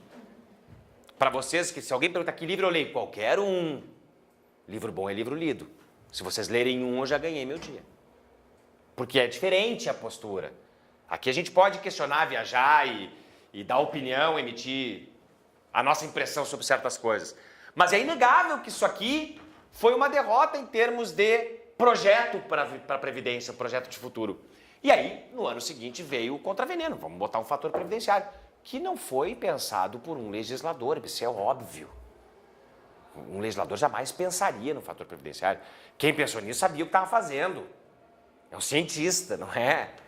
Não é uma situação... Ah, o que nós vamos fazer? Imagina um legislador conversando, né? Não, vamos criar uma fórmula, um fator previdenciário com 4 variáveis, e aí a terceira variável, que é a expectativa de sobrevida, os caras não iam chegar em lugar nenhum. Claro. Olha, melhor do que outros. Antes Romário e Tiririca discutindo previdência do que outros, né? Mas é verdade. É claro que isso aqui foi feito por cientistas, por equipe, por atuários, por contabilistas, por juristas. E se chegou numa fórmula. Só que aí que está o problema. Porque a emenda 20, que dificultou os requisitos, não da forma como pretendia, mas dificultou os requisitos para aposentadoria, em seu artigo 9º, que horas são? O intervalo? É agora. Eu sei, quando eu pergunto, vocês dizem que é agora. Que horas são agora? Ah, temos tempo. E depois das 9 até as 11? Até as 11h30? E amanhã 7h30? Até as 2. Tá. E o professor respira em algum momento, né? Tá bem. Regra de transição. Artigo 9º trouxe 2 regras de transição. Eu devo tê-las trazido aqui. Eu peço desculpas para vocês porque eu não uso PowerPoint. Então eu não sei usar. Tá aqui. Eu não sei fazer, entendeu? Então eu peço desculpa para vocês. Fui obrigado a fazer por conta dos guris do G4 ali, que a gente tem esses cursos. Daí eu fui obrigado a fazer. Mas os meus são rudimentares, os deles vêm com, né? Daqui a pouco passa até uma formiga atômica, e, sabe? E o meu não, o meu é estático, né? É quase um Word ali. Olha as setas, não, percebam assim o grau de complexidade do visual, né? Esse é o máximo que eu consigo fazer. E olha, me tirou um bom tempo isso aqui. Fazer aquelas... Desculpe, gente, eu não posso deixar de falar do meu esforço. Fazer esta seta aqui, eu tive que usar uns 4 comandos. Uns 4 comandos. O primeiro eu puxei essa daqui. Depois eu peguei um para puxar essa aqui. E aí mais uma pra... Não, e assim, tinha que encaixar direitinho. Um horror, difícil, mas deu tudo certo. Deu tudo certo. Deu tudo certo. Bom, 2 regras de transição foram introduzidas, foram previstas no artigo 9º da emenda. Notem que as regras de transição prevêem idade mínima. Aqui está errado, tá? Esqueçam isso aqui. As regras de transição prevêem idade mínima. Deixa eu já suprimir ali se eu conseguir. Não consegui. Viu só como eu sou bom nesse negócio? Eu não consigo mexer ali agora. Esqueça o 53, porque 53 não, é para o homem mesmo ali. Vamos lá. O que eu fiz aqui de errado? Tem alguma coisa errada aqui. Já vou chegar lá. Olha lá. Previu a aposentadoria proporcional, que era aquela que existia para o homem aos 30 e para a mulher aos 25, só que manteve esse direito para aqueles segurados que já estavam no regime geral antes da reforma, mas que, obviamente, não haviam ainda cumprido todos os requisitos do regramento até ali vigente. Porque se eles houvessem cumprido todos os requisitos do regramento até ali vigente, nós estaríamos tratando de direitos adquiridos. E eu não preciso de regra de transição para proteger direito adquirido. Porque direito adquirido é protegido por regra permanente. Artigo 5º, inciso 36 da Constituição, que expressamente prevê que a lei não poderá prejudicar o ato jurídico perfeito, o direito adquirido é coisa julgada. Então eu não tenho problema com o direito adquirido, até achei muito interessante que agora, na discussão sobre a reforma, o nosso presidente veio para a televisão para esclarecer que não, nós não vamos mexer em direitos adquiridos.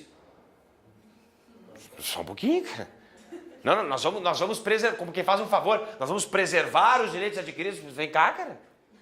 Não tinha outra opção. É óbvio que tu vai respeitar direito adquirido, senão tu vai fazer uma revolução. Tu acaba com a Constituição, até porque direito adquirido, a proteção, a cláusula de proteção ao direito adquirido é uma cláusula inabolível. Chamada também de cláusula pétrea, porque está no artigo 5º, que é um direito individual, uma garantia individual, justamente contra o poder do Estado. Contra a lei não poderá prejudicar, então. Mas não é o caso, eu tenho aquela situação do sujeito que, Tício, sempre ele, está em 16 de dezembro de 98, no dia 15, dia anterior à publicação da emenda, ele tem 29 anos de contribuição, de serviço, 11 meses e 29 dias. E 28 dias. No dia 16, pima, reforma. 35 anos de contribuição para ti. Ele tinha 29, 11 e 29. Podia se aposentar se quisesse? Então não tinha direito adquirido. Regra nova para ele. 35. Ele achava que estava um dia da aposentadoria, agora ele está 5 anos. 5 anos. Imagina a frustração do cara. E ele já estava decidido, vou me aposentar na proporcional, vou me mudar para o Tahiti, porque minha renda vai ser vitalícia e vou viver até os 150 anos lá. E da noite para o dia mudam os planos. Aquilo que era um dia são 5 anos. Para esse cara tem regra de transição, normalmente, pela tradição do nosso direito previdenciário. Quando há uma ruptura no sistema capaz de fazer com que uma regra nova gere tamanho impacto na vida de alguém, que já estava num sistema com uma regra mais branda do que a nova, é tradição do direito brasileiro que essa regra nova traga consigo uma regra de transição a fim de minimizar esse impacto, a fim de torná-lo menos forte no que se refere à frustração de uma expectativa. Regra de transição, a palavra-chave é expectativa. Tu protege expectativas, tu não protege direitos adquiridos. Esse não precisa de regra de transição. E aí, a Constituição prevê o seguinte, no artigo 9º da emenda 20. Esse tício vai poder se aposentar ainda com 30 anos de contribuição. Mas, para isso, ele vai ter que ter uma idade mínima de 53 anos. Pô, mas por que ele vai ter que ter uma idade mínima de 53 anos na regra de transição, se a regra permanente não exige? Ela exige 35, tá bem. Porque aí é aquela história das circunstâncias do Congresso, na hora de aprovar uma reforma, que não se comunicam às comissões, né?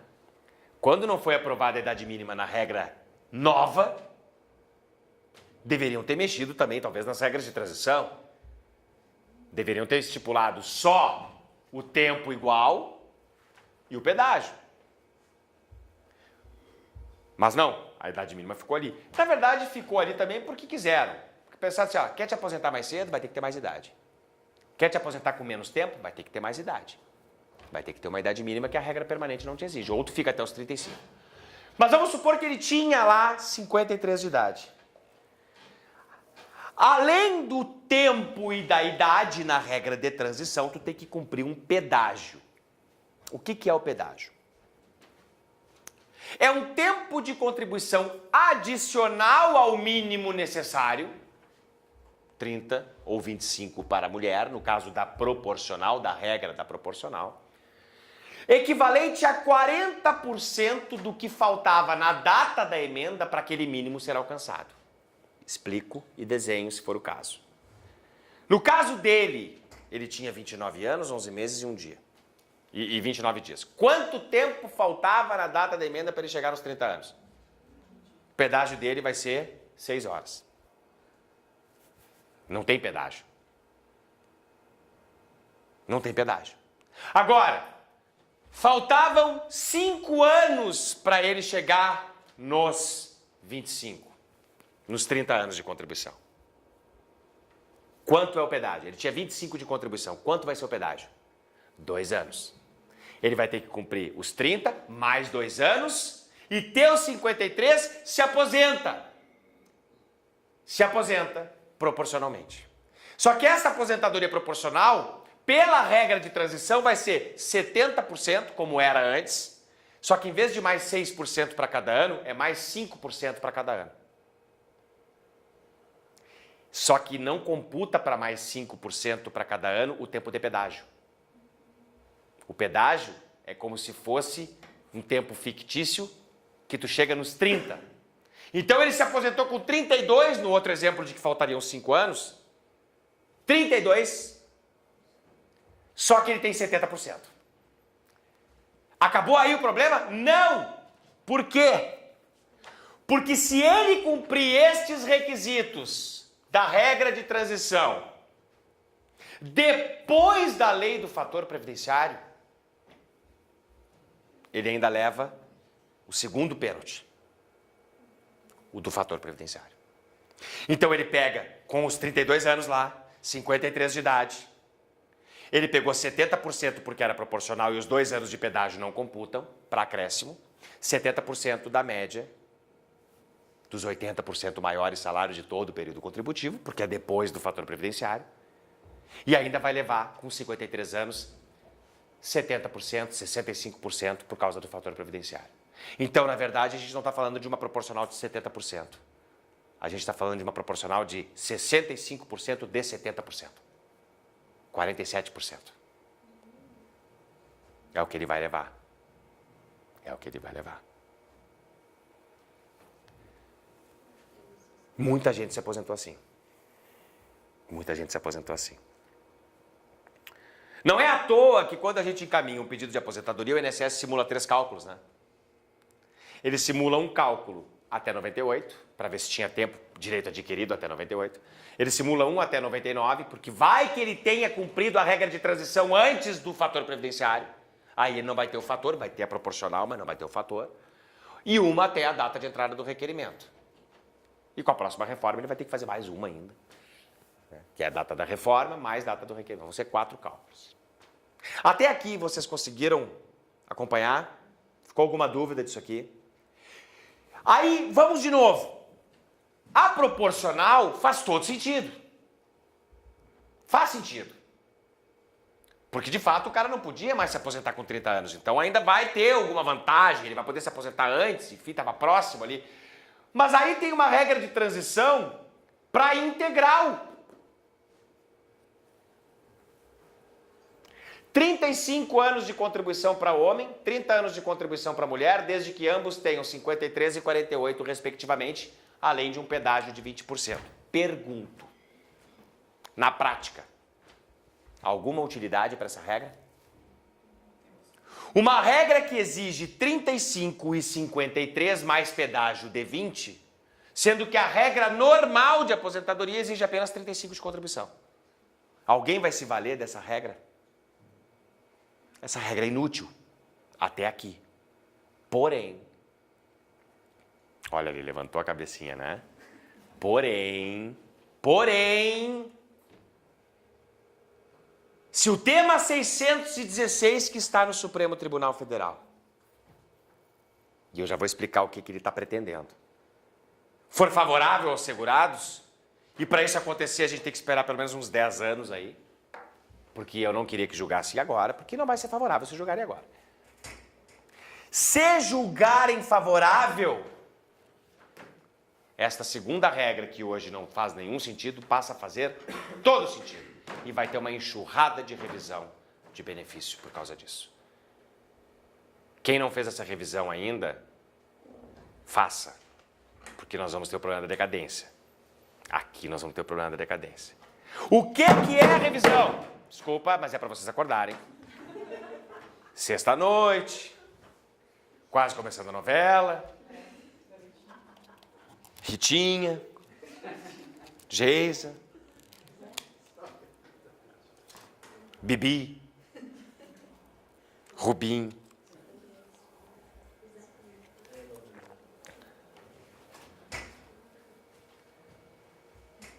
O que está em jogo aqui? Muitos advogados começaram a questionar a aplicação do fator previdenciário na regra de transição. Por quê? Fundamento. A regra de transição já apresenta um elemento atuarial restritivo. Qual é esse elemento atuarial restritivo? A imposição da idade. A imposição da idade. Então, o segurado, para alcançar seus requisitos, tem que ter a idade. Mas se ele cumpre seus requisitos depois da 9876, ele vai sofrer uma nova penalidade em função da idade que ele tem. Porque o fator previdenciário, preponderantemente a idade, é que causa o maior efeito. Quanto menor a idade do segurado, menor o fator previdenciário. E ele é uma fórmula que foi feita para dar o número 1, para mais ou para menos. Quanto menor a idade, menor em relação a 1. Quanto maior a idade, maior em relação a 1. E esse número final é que vai ser multiplicado pela média. Se o número é menor que 1, vai diminuir a média. Se o número é maior que 1, ele melhora a média. 53 anos, o número fica 0,65. Ou seja, ele vai perder 35% só pelo fator previdenciário. Então diz a tese o seguinte: há uma penalidade pela idade, na regra de transição, pelo pedágio que não agrega valor, Porque aquele período necessário de pedágio não se soma para acréscimos de renda, para 5% a mais por ano, não vai se somar. E ele ainda terá o prejuízo do fator previdenciário. É uma dupla penalidade pela idade precoce ou pela idade dele. Que ele já estaria pagando com a idade, porque ela é necessária para atingir a forma. Se esta tese vinga, isto aqui vai gerar uma avalanche de ações. Se vocês tiverem clientes aposentados por vocês nos últimos 10 anos, revisem estas aposentadorias. Deem uma olhada. Por quê? Porque aqui na região de vocês é muito comum o sujeito vir lá com 10, 12, 15 anos de rural. É normal. E aí, quando ele chegou para se aposentar, ele tinha 38, 39 anos de contribuição. E daqui a pouco tinha 53 de idade na data. Todas as aposentadorias que vocês fizeram nos últimos 10 anos, vejam lá no seu histórico a idade que o sujeito tinha na data. Se ele tinha 53 anos, acenda uma luz amarela. Ou a mulher com 48. Por quê? Porque se ele tinha 53 anos na data da aposentadoria, só falta ver se ele naquela data, com o tempo que tinha, também já tinha o pedágio. Vamos supor que esse sujeito tenha se aposentado em 2010.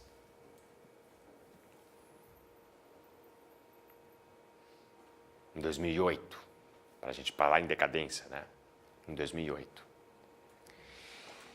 E ele se aposentou em 2008 com 53 anos de idade e 39 anos de contribuição. E ele lá no cálculo do INSS,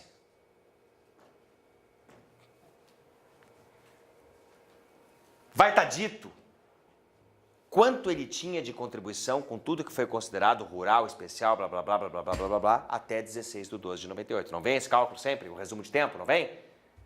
Alguém aqui nunca trabalhou com previdenciário? Tá. Quando forem trabalhar com previdenciário, o INSS sempre vai fornecer uns papeizinhos muito fáceis de entender. Os resumos de tempo são as coisas muito simples de entender. Eu demorei 5 anos para pegar aquele troço. Eu nunca entendi. Eu estava na procuradoria e não sabia o que eu estava defendendo. Sabe que tu não sabe. Mas, enfim, hoje já é bem mais tranquilo. No resumo de tempo, o INSS faz 3 simulações de contagem de tempo. Ele simula o tempo do segurado até a data de 98, que é a data da emenda, para ver se ele tinha os requisitos até então vigentes, para ver se tinha direito adquirido. Ele simula o tempo do segurado até 99, que é antes da lei do fator, para saber se ele tinha direito e não haveria incidência do fator. E simula o tempo de contribuição até a data de entrada do requerimento administrativo. Então ele faz 3 contagens. Peguem aquela que diz lá em cima, até 12 de 98. Vai até o final, corre, chega. Quanto tempo ele achou? Ah, ele achou até 98, 29 anos ou 28 anos de contribuição. 29, 28 anos de contribuição. Aí vocês vão pensar na cabeça, quanto tempo faltava para ele fechar 35? 7 anos. 40% de 7 anos dá quanto? No caso da aposentadoria integral, 20% é o pedágio. 20% de 7 anos dá quanto? 1 ano e 5 meses. Se ele tem 35 mais 1 ano e 5 meses na data, a gente pode pensar nessa revisão aqui. E eu disse que ele tinha 38, 39 anos de contribuição na data. Vejam. Quando ele se aposentou em 2008, em que pese a aposentadoria tenha sido concedida de forma automática pela regra nova dos 35, e ele levou o pênalti do fator previdenciário ali, porque ele tinha 53 anos, perdeu 35% ali, o que a gente vai sustentar? Ele tinha direito à aposentadoria integral pela regra de transição. Na prática, daria o mesmo valor para o INSS.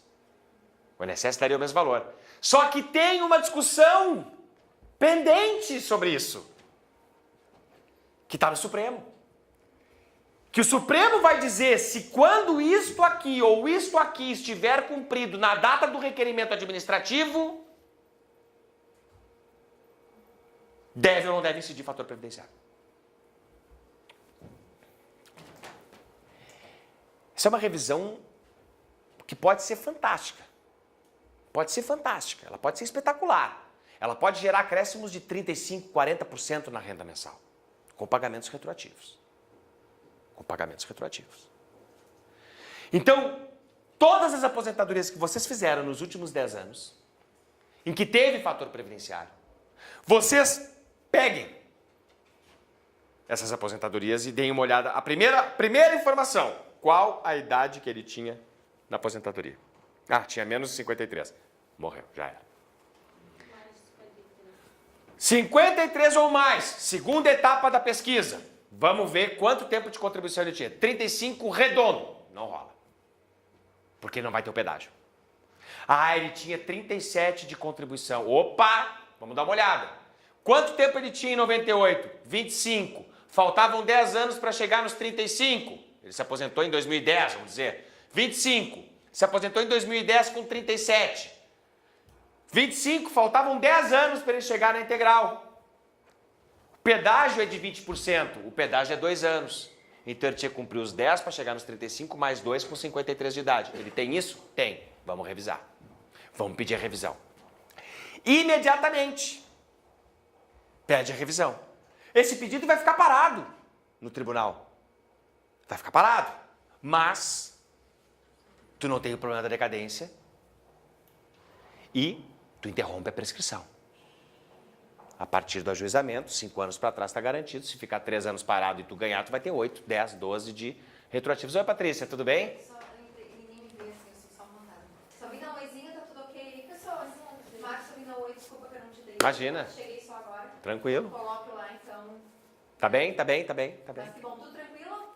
Tudo certo lá no hotel? Tudo certo. Então tá ótimo. Valeu. Professora, só as aulas da semana passada não estão postadas. Elas foram, eu tive que retirar porque elas não estavam abrindo o link. Aí deu algum problema que estavam corrigindo. Tinha som e não tinha imagem. Mas enfim. Mas eu já deve ter me olhado de volta hoje, porque eles disseram que até ontem. Então hoje no máximo deve ter. E no processo administrativo, desculpa. Imagina. Só uma parte administrativa, só para trabalhar. Não, tranquilo. No processo administrativo do mouse, a parte 1 não está abrindo arquivo. Sim. A 3 também não Eu já estava. falei. Não, do Márcio eu já arrumei e repostei. Não, ontem de Não. noite não. Em tese é para estar abrindo agora. Ontem de noite não estava funcionando, porque eu queria Tá, assistir. então eu vou olhar se eu vou ver tudo certo. Obrigada.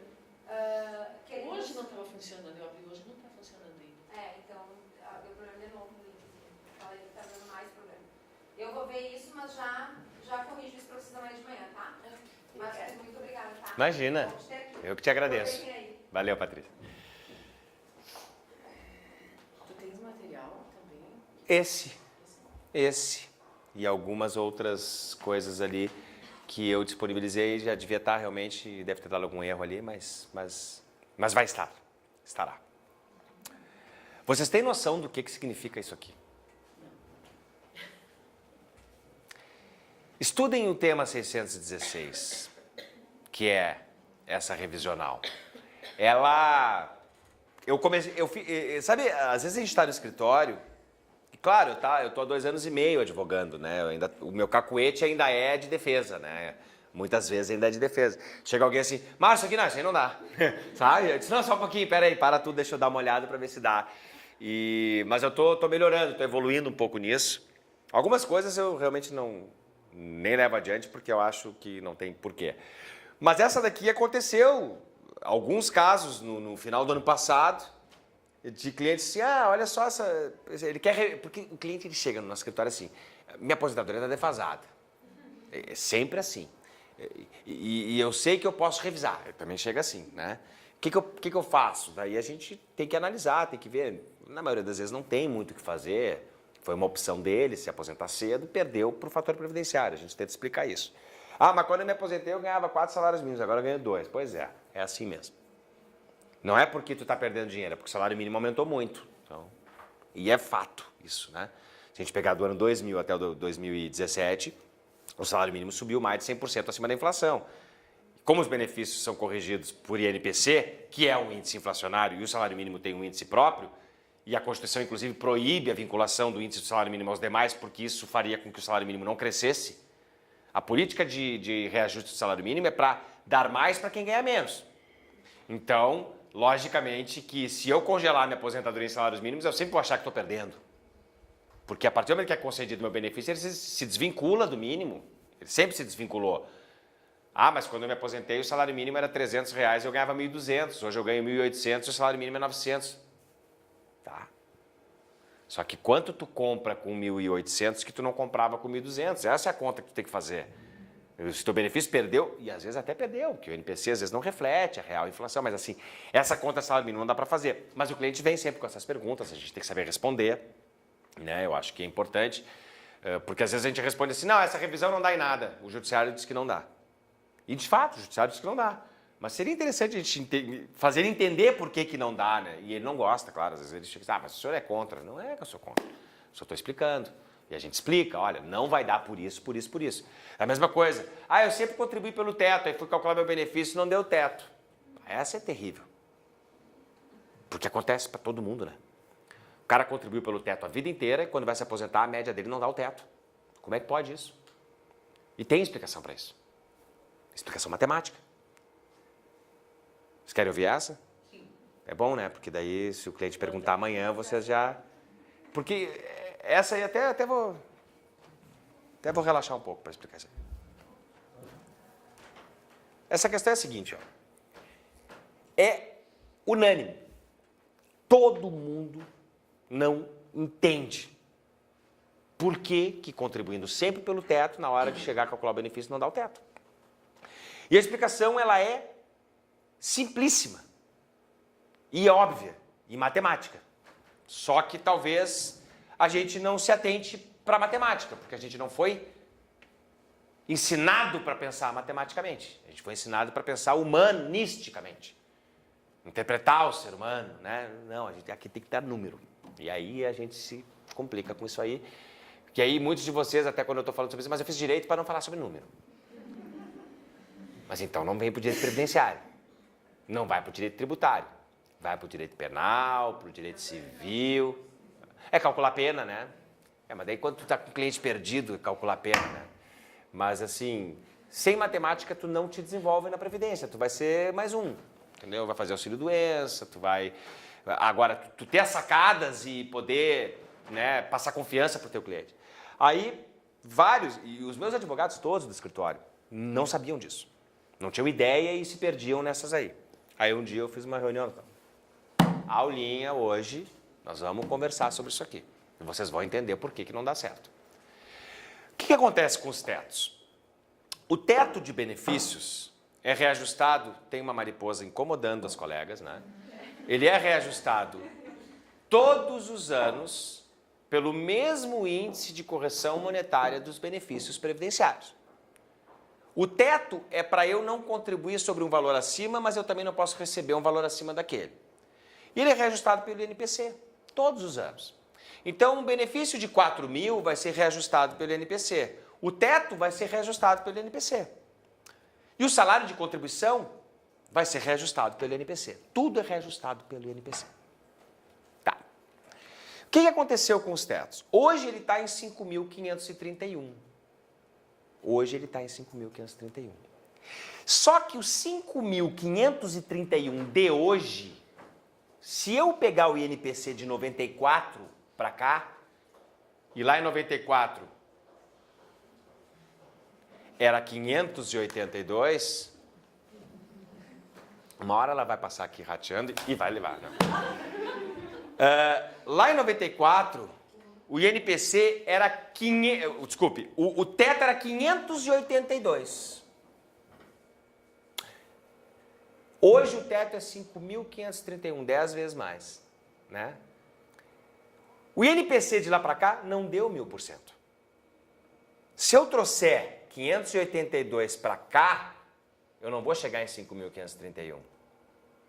Ah, mas como, Márcio? Então ele não foi reajustado pelo INPC. Aí é que está o problema. 2 vezes na história recente da Previdência, depois de 94, que é o período de análise de um benefício, nenhum benefício vai utilizar pelo menos ainda, depois nós vamos uma revisional nova, que estamos trabalhando em cima, e eu sou o responsável do IBDP para fazer todo o trabalho no IRDR, que está no Tribunal Regional Federal. Eu estou na diretoria judicial do IBDP e vou fazer eu a sustentação oral, já fiz o pedido de habilitação, enfim, memoriais.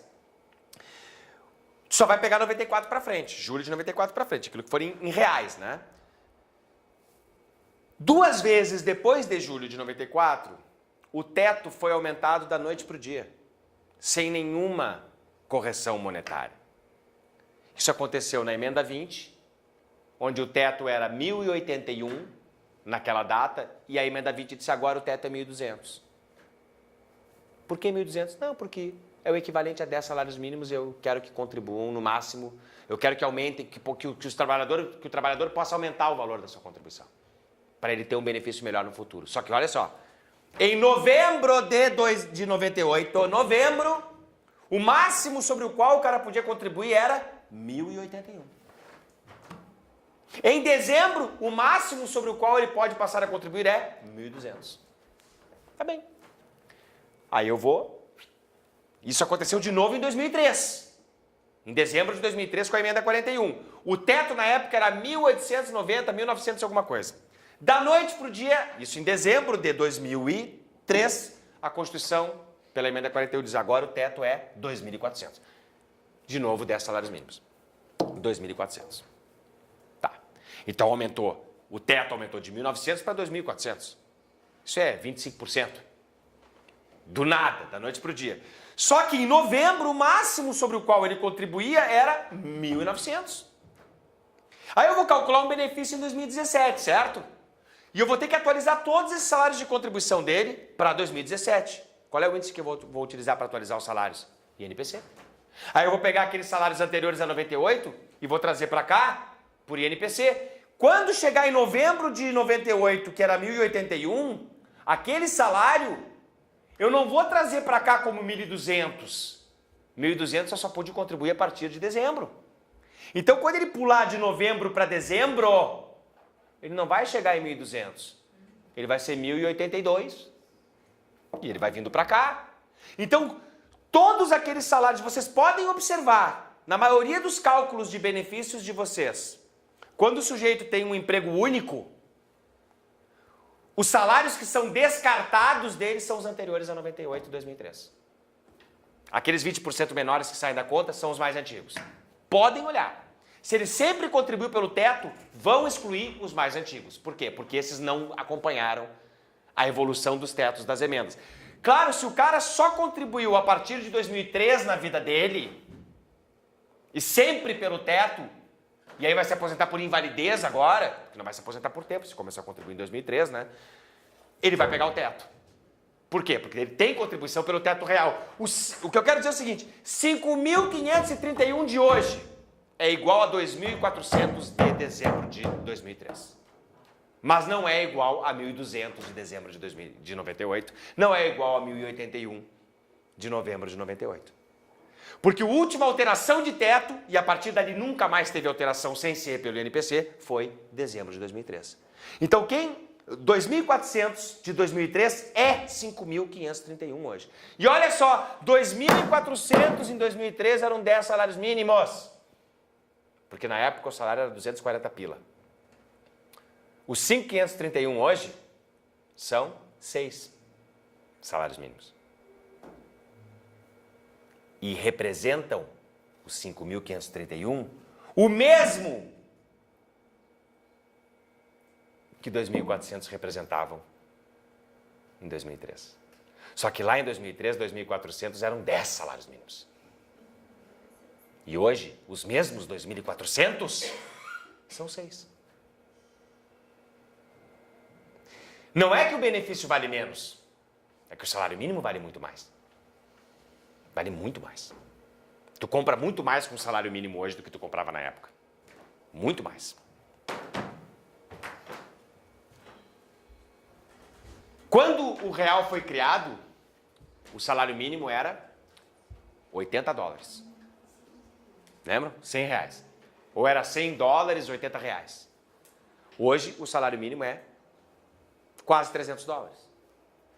Se a gente fizer essa comparação. Então foi o salário mínimo que aumentou. Não foi os benefícios que baixaram. Só que essa sensação, esse sentimento, por que existe esse sentimento do segurado? Porque esse cara que está reclamando hoje é o cara que contribuiu na década de 80, na década de 90, e aí se contribuía sobre salários mínimos. E se aposentava com base em salários mínimos, e ainda não existia regra constitucional que proibia o reajuste em salário mínimo. Então o cara que vem com uma cultura antiga, né? E a gente tem que desmistificar essa cultura. Tentar, pelo menos, não desmistificar, porque ele não quer perder a razão dele.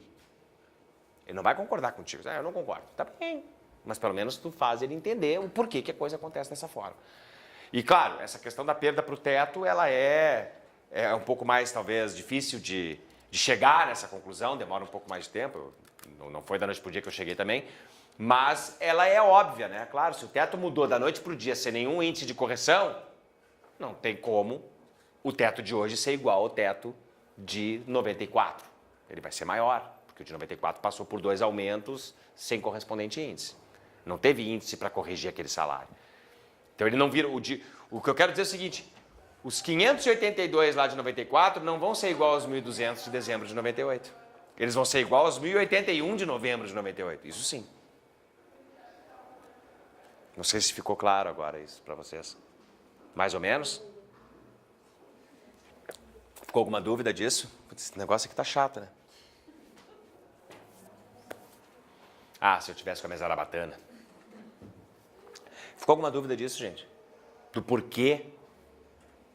A hora é agora. Olha ali, ó. A hora é agora. Seria teto se a contribuição lá em 98, 2003, quando teve essa mudança, fosse já superior a esse teto de 2.400 e 1.200, que foi isso. Se a contribuição fosse superior, mas ele não poderia contribuir por valor superior. O limite teto é para contribuição também. Então tu não consegue fazer, a não ser que tu tenha 2 empregos e não informe o segundo emprego que tu tem o primeiro. Aí os 2 contribuem no valor acima. Mas o máximo que tu tem nessas hipóteses é a restituição do valor pago a maior. Tu não tem como considerar no cálculo do teu benefício valores superiores ao teto. Ele sempre vai limitando no teto. O que tem é a revisional dos tetos, que depois eu vou explicar por quê.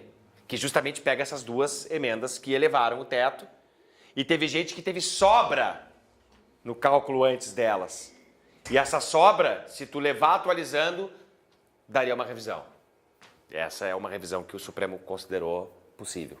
Depois eu vou falar sobre elas. Entendemos? Como é que estamos de horário? Está na hora. Então vamos fazer um intervalinho. Quanto tempo de intervalo? 2 minutos?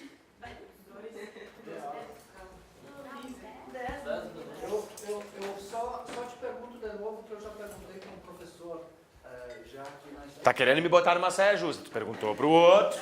Ó, por que que a Dilma se aposentou pelo técnico sem considerar isso que tu explicou agora? Eu não tenho a menor ideia. Isso vai ser uma... Eu não sei qual era a idade da presidente. Qual é a idade dela? Qual é a idade dela?